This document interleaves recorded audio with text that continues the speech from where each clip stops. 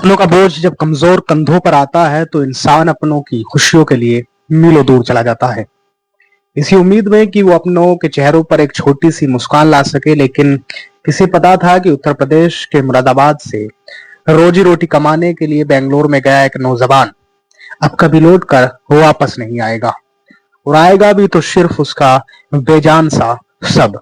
आपको बता दें कि यह दर्दनाक तस्वीर उत्तर प्रदेश के मुरादाबाद के गांव गुलड़िया माफी की है, जहां महज 20 दिन पहले जिस बेटे को माँ बाप और नवविवाहिता पत्नी ने हंसते हुए बेंगलोर के लिए विदा किया था, उस घर में अब सिर्फ चीख पुकार और मातम का सन्नाटा छाया हुआ है।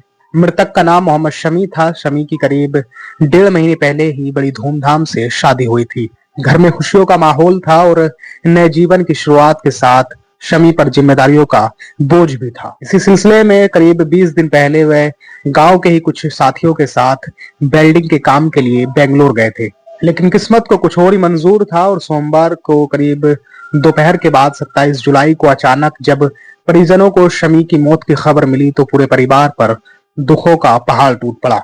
हंसती खेलती जिंदगी पल भर में उजड़ गई। बीते बुधवार 29 जुलाई को जैसे ही शमी का पार्थिव शरीर बेंगलोर से उसके पैतृक गांव गुलड़िया माफी पहुंचा तो पूरे गांव में मातम और सन्नाटा छा गया। चारों तरफ चीख पुकार मच गई। रोते बिखरते परिजनों का बुरा हाल था। कानूनी प्रक्रियाओं और कागजी औपचारिकता पूरी होने के बाद नम आंखों से मोहम्मद शमी के शव को सुपुर्द खाक कर दिया गया। लेकिन आपको बता दें, ये मामला सिर्फ एक हादसे का नहीं लग रहा है। मोहम्मद शमी की बेंगलोर में संदिग्ध परिस्थितियों में हुई इस मौत पर अब कई गंभीर सवाल खड़े हो रहे हैं। मीडिया से बात करते हुए शमी के परिजनों ने कई चौंकाने वाले खुलासे किए। आइए जानते हैं कि आखिर शमी के परिजनों ने क्या कुछ कहा है। क्या नाम है आपका? मोहम्मद अनस। कहाँ के रहने वाले? गुलड़िया माफी। अच्छा, आपके भाई के साथ ये घटना हुई है, कहाँ हुई है? ये बेंगलोर में हुई थी भाई। बोलो। ये बेंगलोर में हुई थी, ये पीर के दिन दोपहर की। आपके भाई का क्या नाम है? मोहम्मद शमी। क्या करता था वो? वेल्डिंग का काम करते थे। कौन कौन बुला कर ले गए थे? इसको दानिश और एक क्या नाम है उनका, बाशिद, और एक उसका बड़ा वाला भाई है साजिद। पहले बुला के ले गए? इसको हो गया था कम से कम 20-22 दिन हो गए इसको। शादी हो गई है भाई की? हाँ, शादी हो गया, 1 महीने हुआ है, 1 महीना 5 दिन 6 दिन हुआ है। 20 दिन हो गए। हाँ। आप कहाँ काम करते हैं? मैं बेंगलोर में काम करता आपके भाई से कितनी दूर काम करते थे आप? हूँ। मैं 1-1.5 घंटा लगता था मेरे को आने में समय। आपको क्या सूचना मिली और किसने दी थी? मुझे दानिश ने सूचना दी थी, ये बोला था उसकी भाई की तरह तबीयत खराब हो रही है, हॉस्पिटल को आ जा।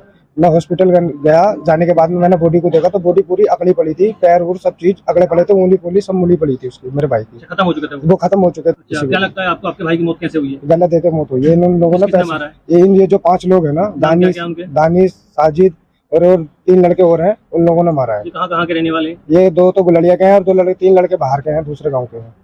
हाँ। तो वहाँ पर मुकदमा दर्ज हुआ है आपके भाई का? जी हुआ है।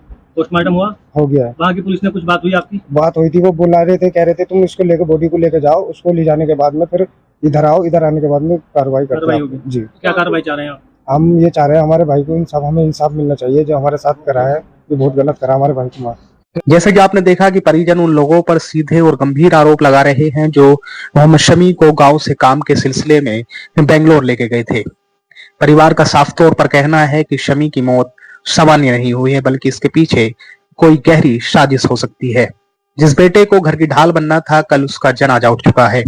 बूढ़े माँ बाप का सहारा छिन गया है और एक नवविवाहिता की दुनिया उजड़ गई है। परिवार की मांग है कि इस पूरे मामले की निष्पक्ष जांच होनी चाहिए, ताकि ये साफ हो सके कि आखिर बेंगलोर में उस काली रात में मोहम्मद शमी के साथ क्या हुआ था।